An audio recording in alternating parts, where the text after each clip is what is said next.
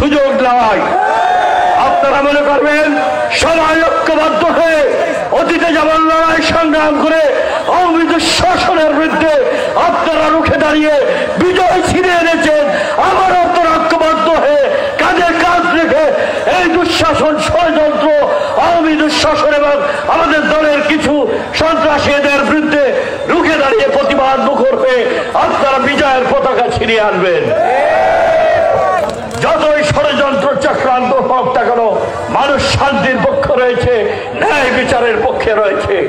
আমরা রয়েছে আইনের শাসনের পক্ষে, আমরা রয়েছি জুলুমের বিরুদ্ধে, অত্যাচারের বিরুদ্ধে, শোষণের বিরুদ্ধে, ন্যায় বিচারের পক্ষে।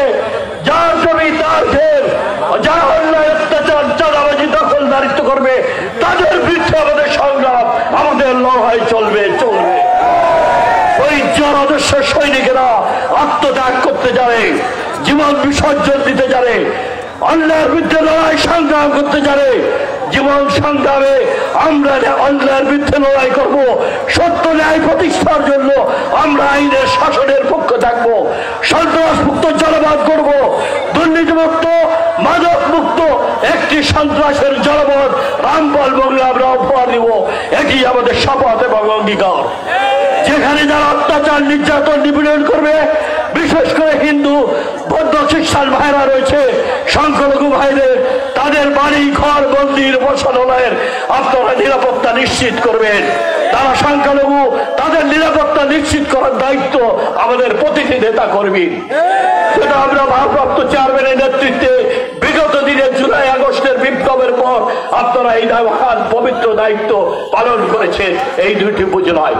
তাই আমি এই বক্তব্য দীর্ঘায়িত করবো না। আপনারা সবাই ঐক্যবদ্ধ হয়ে আমাদের প্রতিধ্বনি যে আমরা নির্বাচনের মাধ্যমে প্রত্যেকটি ওয়ার্ডে ইউনিয়নে উপজেলায় আমরা নেতৃত্ব নির্বাচন করব, যেটা আমাদের ভারপ্রাপ্ত চেয়ারম্যান নির্দেশনা দিয়েছেন। এই নির্দেশনার ব্যতিক্রম আমরা হতে দিব না, দিব না, দিব না।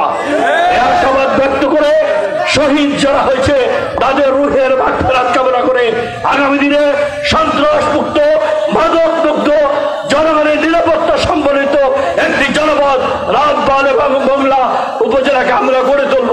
জনগণের যানবাহনের নিরাপত্তা নিশ্চিত করে মানুষের অর্থনৈতিক উন্নয়ন এবং কর্মসংস্থান ব্যবহার করে সংস্থানের ব্যবস্থা করে আমরা এই মোংলা পোর্টকে আধুনিকায়ন করব, খানজানি বিমানবন্দরকে আধুনিকায়ন করব এবং শিল্পায়নের মাধ্যমে বেকার যুবকদের কর্মসংস্থান করে এই রামপাল মোংলা জনপদকে উন্নয়ন স্বনির্ভর বাংলাদেশে পরিণত করে মানুষের অর্থনৈতিক মুক্তি আনবো, স্বনির্ভর বাংলাদেশ গড়ব। তারেক রহমান বীরের বেশে বাংলাদেশে ফিরে আসবেন, গণতান্ত্রিক বাংলাদেশের প্রধানমন্ত্রী হয়ে দেশের মানুষের সেবা করবেন এবং দেশনেত্রী বেগম খালেদা জিয়া সুস্থ হয়ে দেশে ফিরে আসবেন। আল্লাহ রাব্বুল আলামিনের কাছে এই দোয়া এবং প্রার্থনা করে আপনাদের সবাইকে ধন্যবাদ কৃতজ্ঞতা জানিয়ে দূর দূরান্ত থেকে কষ্ট করে আজকের এই মিছিল সমাবেশ সফল করার জন্য প্রত্যেকটি নেতা কর্মীদের প্রতি কৃতজ্ঞতা ধন্যবাদ জানিয়ে আমার বক্তব্য শেষ করছি। সাংবাদিক ভাইদের প্রতি আমি কৃতজ্ঞতা ধন্যবাদ জানিয়ে আবার দেখা হবে রাজপথে। বিজয়ের মিছিলে আমরা শরীক হব। চূড়ান্ত বিজয় না আসা পর্যন্ত, গণতান্ত্রিক শাসন ব্যবস্থায় ফিরে না আসা পর্যন্ত লড়াই সংগ্রাম চলবে চলবে। আমাদের মুক্তি আসবেই আসবে। আল্লাহ রাব্বুল আলামিন আমাদের হেফাজত করবেন। এই দেশকে, ইসলামকে, দেশের মানুষকে, সমস্ত মানুষকে তার রহমতের চাদর দিয়ে আবৃত করে দেবেন এই আশাবাদ ব্যক্ত করে সবাইকে ধন্যবাদ জানিয়ে আমার বক্তব্য শেষ করছি। খোদা হাফেজ। বাংলাদেশ জিন্দাবাদ, জাতীয়তাবাদী দল জিন্দাবাদ। শহীদ জিয়া মরহুম তারেক রহমান বীরের বেশে অতি সত্তর দেশে ফিরে আসবে।